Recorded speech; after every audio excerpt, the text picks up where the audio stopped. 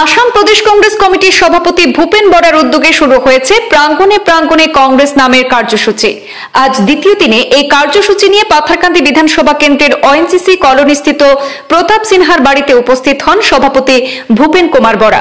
প্রথমে ভূপেন বরাকে গামছা দিয়ে বরণ করে মণিপুরী মৃদঙ্গ বাজিয়ে সভাস্থলের সদরে বরণ করে নেওয়া হয়।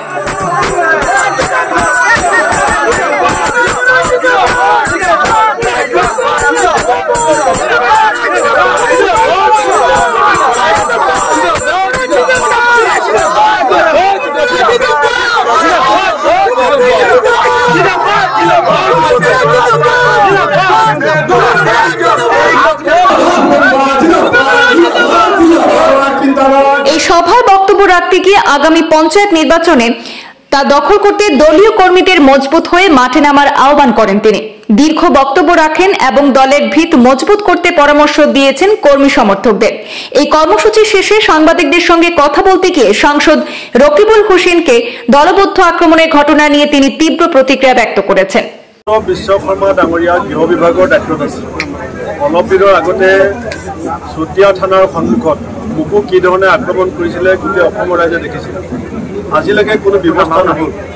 বিজেপিৰ যিটো 208মান জনপ্ৰিয়তা আৰু তেওঁলোকে ক্ষমতা হেৰুৱাৰ ভয়ত এতিয়া কংগ্ৰেছ দলটোক আৰু কংগ্ৰেছ দলৰ কৰ্মীবিলাকক তেওঁলোকে ভাবিছে যে বাহুবল দেখুৱাই পেলাই এওঁলোকক আমি পৰাজয় কৰিব পাৰিম। কিন্তু গণতন্ত্ৰত কেতিয়াও বাহুবলে আৰু ধনবলে কেতিয়াও জিকিব নোৱাৰে। মই হিমন্ত বিশ্ব শৰ্মাক আহ্বান জনাইছোঁ যে আপুনি অসমক জংঘল ৰাজত পৰ্যবেক্ষিত হ'বলৈ নিদিব। পুলিচে আইনীভাৱে যি ব্যৱস্থা ল'ব লাগে সেই ব্যৱস্থা ল'বৰ কাৰণে পুলিচৰ ক্ষমতা যিটো আছে সেই ক্ষমতা ব্যৱহাৰ কৰাত হিমন্ত বিশ্ব শৰ্মাই ৰাজনৈতিক হস্তক্ষেপ বন্ধ কৰক। আৰু যদি এনেকুৱা আক্ৰমণ প্ৰত্যাক্ৰমণ চলি থাকে তেতিয়া অসম আকৌ বিহাৰ হ'বলৈ বেছি দিন নালাগিব। সেইকাৰণে হিমন্ত বিশ্ব শৰ্মাৰ এইটো ৰাজনৈতিকভাৱে ব্যৰ্থতা, গৃহ বিভাগৰ এইটো চূড়ান্ত ব্যৰ্থতা, এই কথাক মই তীব্ৰ ভাষাৰে গৰিহণা দিছোঁ। ৰকিবুল হোসেনৰ আক্ৰমণকাৰী আততায়ীক যদি অতি শীঘ্ৰে গ্ৰেপ্তাৰ কৰি শাস্তিমূলক ব্যৱস্থা নলয় তেতিয়াহ'লে আমি গণতান্ত্ৰিক কাৰ্যসূচী ল'বলৈ বাধ্য হ'ম। আৰু মুখ্যমন্ত্ৰীক মই সকীয়াই দিছোঁ যে আজি বালিলে যি পাত ফুকিবলৈও সেই পাত। আপুনি এনেকুৱা কাম নকৰিব যে অসমখন কালিলৈ এটা অগ্নিকুণ্ডত পৰিণত হওক। অসমৰ মানুহবিলাক ৰাস্তাত উলিয়াই আইন কানুন হাতত লওক। কাকো আপুনি আইন হাতত ল'বলৈ সুযোগ নিদিব। অসমৰ যিটো শান্তি শৃংখলা পৰিস্থিতি তাক বাৰ্তাই ৰখাটো চৰকাৰৰ দায়িত্ব, গৃহ বিভাগৰ দায়িত্ব। আৰু সেই কাম কৰাত মুখ্যমন্ত্ৰী যে ব্যৰ্থ হৈছে এই কথা ইতিমধ্যে বাৰে বাৰে প্ৰমাণ হৈছে। বিশ্ব শৰ্মাৰ হাতত এতিয়া কৰিব পৰা একো কাম নাই। ভিক্ষাৰ জুলুঙা লৈ বেংকৰ দুৱাৰে দুৱাৰে ঘূৰি লোন লৈ লৈ ভাগৰি পৰিছে। দৰমহা দিবলৈ লোন নল'লে নহ'লে হয়।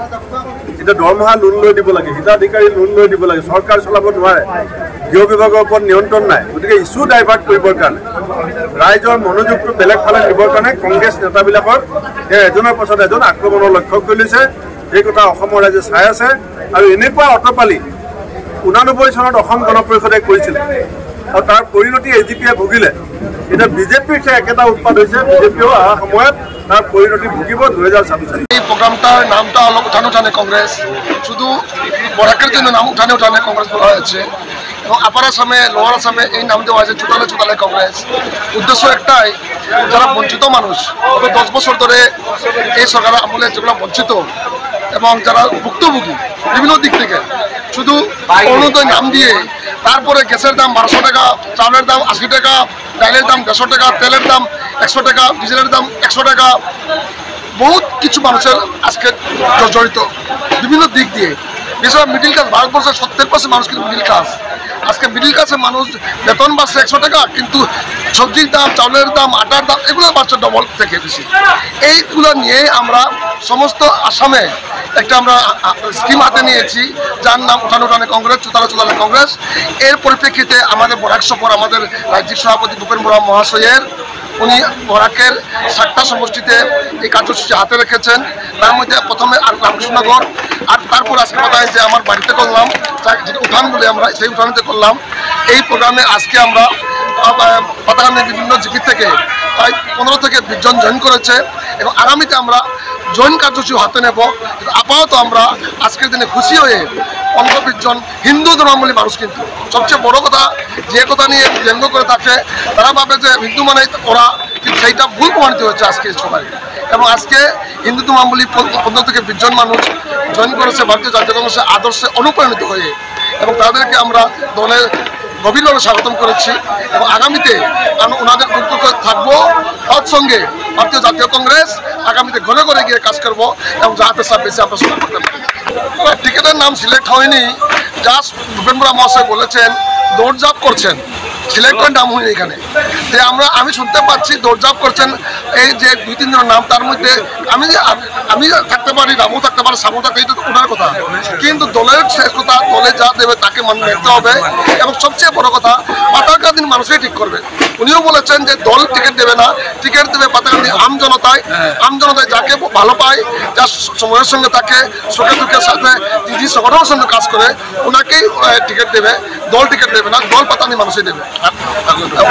প্রথমেই পাতাকান্দির আমার বড় ভাই প্রতাপ সিনহা পিলু মহাশয় ধন্যবাদ জানাই। উঠানে বৈঠকে আজকে পিলু সিনহার বাড়ির যে উঠানে এত সুন্দর আয়োজন করছে, আমি তাদেরকে আমার অন্তঃস্থল থেকে ধন্যবাদ জানাই। জানেন পাতাকান্দিতে শাসক দলের বিধায়ক, এখানের বিধায়ক মন্ত্রীও হয়েছেন, অনেক ভয় প্রীতি আসেন, বুলডোজার বিভিন্ন ধরনের ধমকি, তার উপেক্ষা করিয়া এখানে যে শ কংগ্রেস কর্মী আইছে তারা আমি নমন জানাই। আর একটা কথা কইতেছে দেখুন, আজকে আমার পিলু সিনহা কইছে একটু আগে যে আজকে প্রায় হিন্দু বাঙালি সম্প্রদায়ের ঝর্ণা দানি দাসের নেতৃত্বে প্রায় 15 থেকে 20 জন হিন্দু সম্প্রদায়ের মানুষ কংগ্রেসে যোগদান করছে। আপনারা দেখিয়ে যাইবা 26 আইতে হিন্দু সম্প্রদায়ের অনেক মানুষ বিজেপিতে ঘুরে আইব। বাঙালি হিন্দুরা বিশেষ করে যেভাবে বিজেপিতে উজাড় করে বুঝছে, তারপরে দেখা যায় যে আজকে এই বিজেপি আসার পরে আসামে বাঙালি অসমিস একটা ডিভাইড আরম্ভ হয়ে যায়। বিভিন্ন ধরনের আগে ধর্মের ডিভাইড আসলো, এখন দেখা যায় যে আমরা দেখা যায় বরাকবেলি অঞ্চলের ছেলেরা চাকরি না দিয়ে আপার আসামের চাকরি দেওয়ার এই ধরনের জিনিস মানুষ বুঝতে পারছে, বাঙালি মানুষও বুঝতে পারছে। আজকে রামের নামে রাজনীতি করিয়া রামের রাজনীতি আসলো যে সবাই সমানভাবে রাখতো, ডিসক্রিমিনেশন রাখতো না, রাম রাজত্ব শান্তি আসলো, ভালো আসলো। কিন্তু আজকে রাম রাজত্বের নামে গুন্ডাগিরি চলে। দেখছেন ধুবড়ির সাংসদ রকিবুল হোসেন রাস্তা ধরে মারা হয়েছে, এটা ধরলাম আচ্ছা আজকে তাই কংগ্রেস করে, কিন্তু একজন ইউনিফর্ম আলা বডি পুলিশ আসাম পুলিশের ড্রেস লাগানি একজনের লাত মারা হয়েছে এইভাবে প্রকাশ্য, এখন ফেসবুক লাইভে। কিন্তু আজকে আসাম সরকারের কোনো ধরনের এইটুকু, আজকে আসাম পুলিশের বদ্যিত লাত মারা মানে আসাম পুলিশ সবরে লাত মারা। তো আমি এই ধরনের যে আসাম সুশাসনের কথা কর, এই ধরনের কুশাসনে আমি তীব্র নিন্দার ধিক্কার জানাই। এবং আমি আপনারা কইয়া দিয়া যে 26-এ আমরা কংগ্রেসটা ভালো আশা করবো, এবং আগামী যে পঞ্চায়েত ইলেকশন এই পঞ্চায়েত ইলেকশনে কংগ্রেস অত্যন্ত ভালো করবো। আবারও আমি প্রতাপ সিনহা পিলুদের ধন্যবাদ জানাইয়া আমি আমার বক্তব্য শেষ করলাম।